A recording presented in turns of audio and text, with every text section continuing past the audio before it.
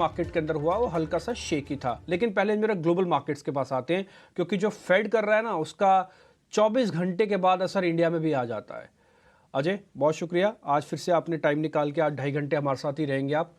अजय, पहले तो मैं ग्लोबल मार्केट्स पे आ रहा हूँ आपसे पता करने के लिए। जैसे मैं शुरुआत में भी कहा था कि कई बार ना हमको फील होता है कि कुछ हमारा बड़ा भाई हमारे सामने खड़ा है तो छोटे भाई का मनोबल हाई रहता है।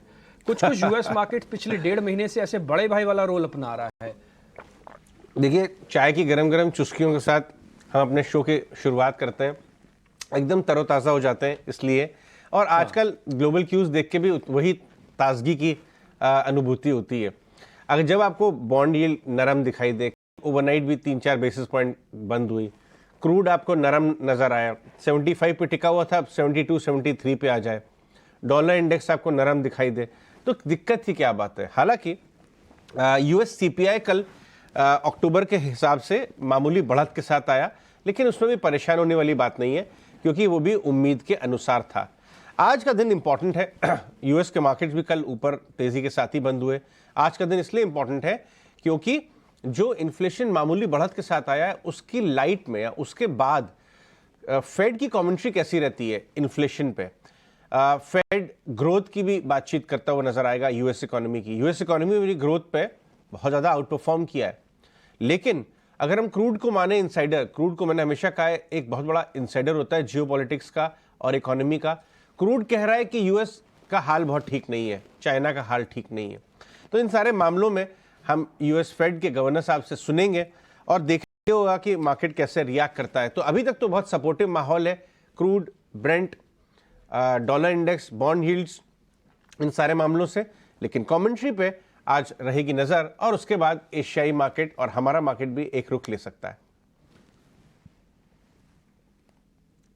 सवाल मेरा और क्रूड पे है, जिसमें स्टार्टिंग में भी कह रहा था अति हर चीज की बुरी होती है, अति गिरना भी ठीक नहीं है। ये क्रूड अति गिरने वाली स्टेज पे आ गया, यानी कि एक्सेस फॉल वाली स्टेज पे आ चुका है क्या? हमने एक बार बात की थी ना डिम्पी, आपको याद होगा। मैं थोड़ा सा 30 सेकंड के लिए मार्केट से कट के कमोडिटी की तरफ जा रहा हूं। विश्व का डोमेन है वो, लेकिन अब ये ओवरसोल्ड टेरिटरी में आ रहा है।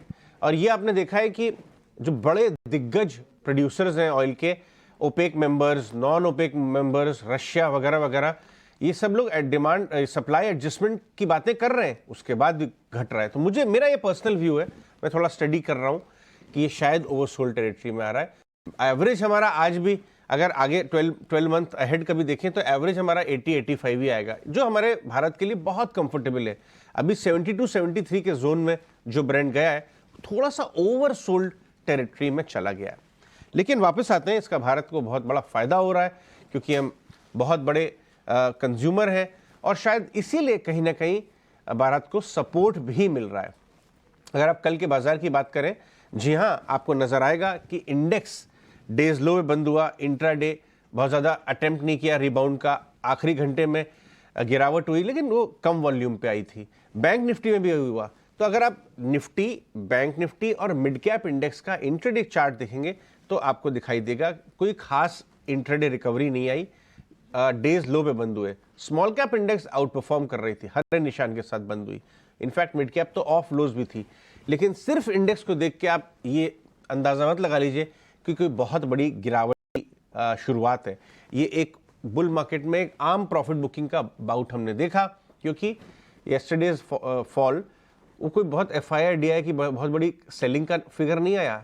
इनफैक्ट डीआई ने तो बाई किया है, एफआई ने ये बाई किया है, लेकिन ऊँट के मुंह में जीरा जैसा 12-15 करोड़ का। खैर, एनीवेज, एक और बात यह है कि एचएनआई और रिटेल, इनफैक्ट भसीन साहब भी ये बता ही रहे थे, वो जो वर्ग है मोटे मोटे पोजीशंस पे अगर मुनाफे में बैठा है, क्योंकि उसने बहुत ज़बरदस्त पैसा कमाया है और कमाया भी है, कहीं ना कहीं प्रॉफिट बुकिंग करने में कोई प्रॉब्लम नहीं है, अच्छी बात है।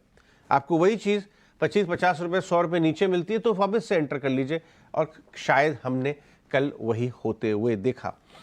इंडिया का भी सीपीआई नंबर आया था, बाजार की उस पर नज़र रहेगी, और वो बढ़ के आया था। लेकिन उम्मीद थी कि बढ़ के आएगा, क्योंकि हमें और आपको सबको पता है, हमने टमाटर, आलू और सब्जियों के दाम बढ़ते हुए देखे। इनफैक्ट गवर्नर साहब ने भी इसका थोड़ा सा जिक्र अपनी बातचीत में किया था। हालांकि बढ़ के आया है, लेकिन बहुत चिंताजनक बात नहीं है, ये टेम्परेरी अभी मान के चल रहा है, क्योंकि वेजिटेबल प्राइसेस में बहुत तेज़ी हुई थी।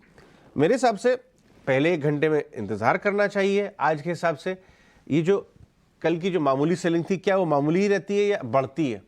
30 मिनट्स 40 मिनट्स में आपको पौने 10 बजे तक आपको आइडिया लग जाएगा। उसके बाद आप मौका लगाएं खरीदने का।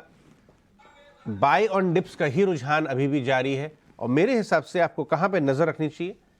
आपको रखनी चाहिए नज़र ये जो रेंज है, ये मेरे को लगता है कि 20,800 तोड़ने वाला नहीं है। उस रेंज के आसपास आपको बाइंग करनी चाहिए अगर आपको पहले आधे घंटे में मिल जाए। सिमिलरली 46,800 अच्छा जोन है बैंक निफ्टी के लिए। बट स्पेसिफिक्स की बात करें, इंडेक्स में बहुत क्लियर ट्रेड्स नहीं है। Large cap cement, UltraTech, Grasim जैसे स्टॉक्स को खरीदारी का रुझान बनाएं। अगर आपके पास रिन्यूएबल स्टॉक्स हैं, इरेडा है, आपके पास आइनॉक्स विंड, आइनॉक्स वगैरह है, लॉन है, SW सोलर है, नीचे तो बहुत चले, थोड़ी मुनाफा वसूली आ सकती है और आप फंस ना जाएं उसमें। तो अगर आपके पास पोजीशन है तो लेते चलें। और आखिरी में PI इंडस्ट्रीज के ऊपर नज़र बनाएं। बाजार के बंद होने के बाद क्लैरिफिकेशन आया था तो शायद वहाँ पे रिबाउंड आ सकता है।